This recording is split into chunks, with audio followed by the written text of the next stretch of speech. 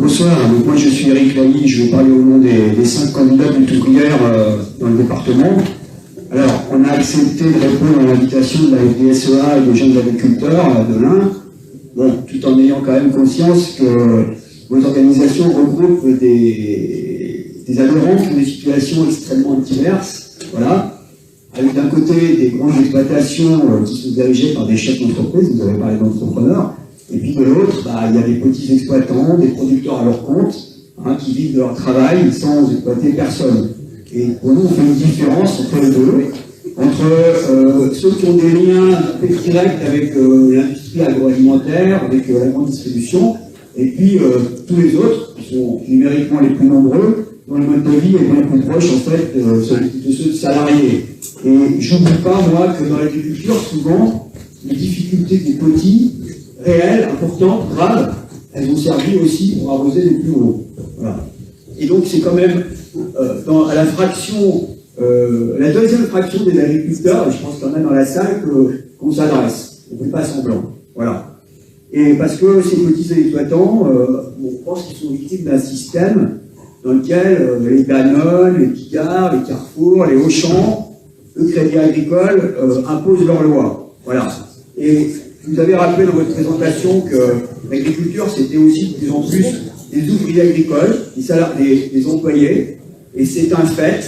Quand je pense à l'agriculture, je pense à eux, ceux qui travaillent chez les maraîchers, dans les abattoirs, qui sont nombreux dans le département, et c'est quand même une fraction de ces travailleurs souvent saisonniers qui accomplissent les tâches les plus pénibles. Et je tiens à dire que parmi ces saisonniers, il y en a un certain nombre qui sont d'origine étrangère, c'est le tiers de la main-d'œuvre saisonnière, et que leur travail il est essentiel à l'agriculture française, même s'ils sont invisibles et qu'on n'en parle pas souvent. Alors, je reviens aux exploitants agricoles que vous représentez. Beaucoup parmi vous pensent être des indépendants.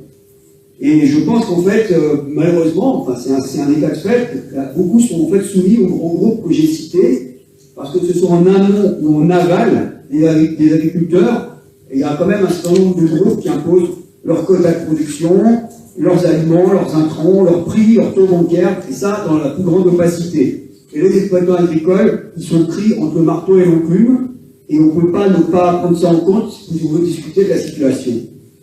Moi, j'ai en tête une affiche de la FRSEA pas récente, on y voyait que sur le prix d'un poulet, 30% revenait aux producteurs et près de 65% aux industriels de la transformation et de la distribution. C'est une réalité. Dans votre invitation, vous l'avez rappelé, vous nous avez interpellé sur le fait que dans le département, un tiers des exploitations ont disparu en 10 ans. Là, en venant à la radio, ils se rappelaient qu'il y a eu 100 000 exploitations qui ont disparu en 10 ans, pendant la même période dans le pays. Et puis, combien d'agriculteurs n'arrivent pas à vivre de leur travail? Combien ont du mal à se verser un SMIC? Alors, c'est les chiffres d'un autre syndicat agricole, le MODEF, pour ne pas les nommer, mais 18% des agriculteurs vivent sous le seuil de pauvreté. Et il y a un autre chiffre, moi, que j'ai envie de citer, parce qu'il me glace, c'est le fait qu'il y ait 5 à 600 agriculteurs chaque année qui se suicident, et ça en dit long sur la détresse de ces agriculteurs-là. Mais, à Lutte ouvrière, eh bien, nous sommes convaincus qu'il y a un lien direct entre les profits éhontés des Lactalis, des Limangrain, des Carrefour, des Auchan, et la détresse de dizaines de milliers d'agriculteurs dans ce pays. C'est parce que la famille Beignet, les propriétaires de Lactalis, a multiplié sa fortune par 5 en quelques années que des agriculteurs meurent et que leurs enfants renoncent à reprendre l'exploitation familiale. Voilà. Ça, c'est une réalité parce que l'agriculture, c'est pas trop apparu dans votre présentation, mais elle est soumise au marché et l'économie capitaliste, c'est la loi de la jungle dans laquelle les plus forts imposent leurs lois aux plus faibles. Pourquoi les prix à la consommation, ils sont 4 ou 5 fois supérieurs à ceux qui sont payés aux paysans? Bon, entre la production et les rayons, qui c'est qui a empoché les marges? Pour quel travail fourni? Pour quel profit? C'est des questions qu'il faut qu'on pose. Alors, aujourd'hui, vous avez fait allusion à la guerre en Ukraine. Aujourd'hui, le prix des engrais, de l'alimentation du bétail flambe. On nous dit que c'est à cause de la guerre en Ukraine.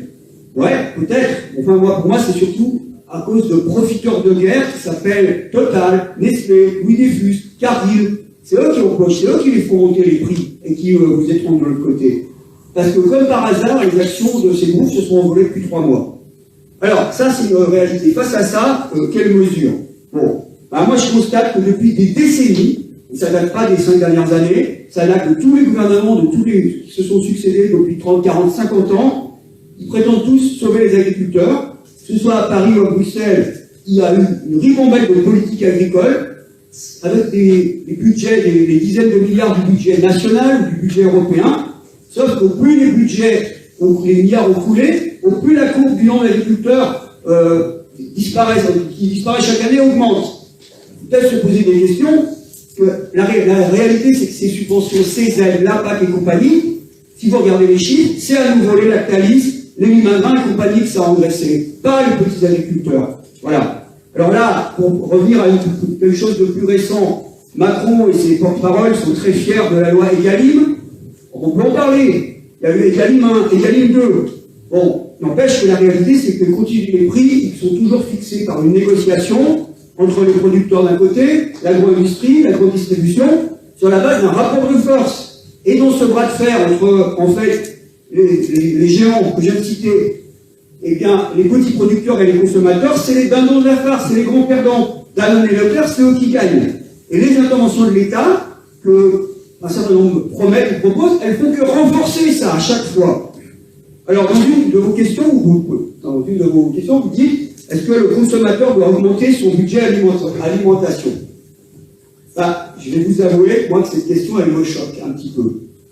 Parce qu'aujourd'hui, pour des millions de consommateurs dans le pays, le budget alimentation, il est en baisse, il n'est pas en hausse. C'est ça la réalité. Combien il y a de ménages qui se serrent la ceinture depuis des mois? Combien il y en a qui doivent choisir entre mettre de l'essence dans leur bagnole pour aller bosser, ou alors se payer de la viande, des fruits et des légumes frais, chaque jour? Ça, c'est une question quand même.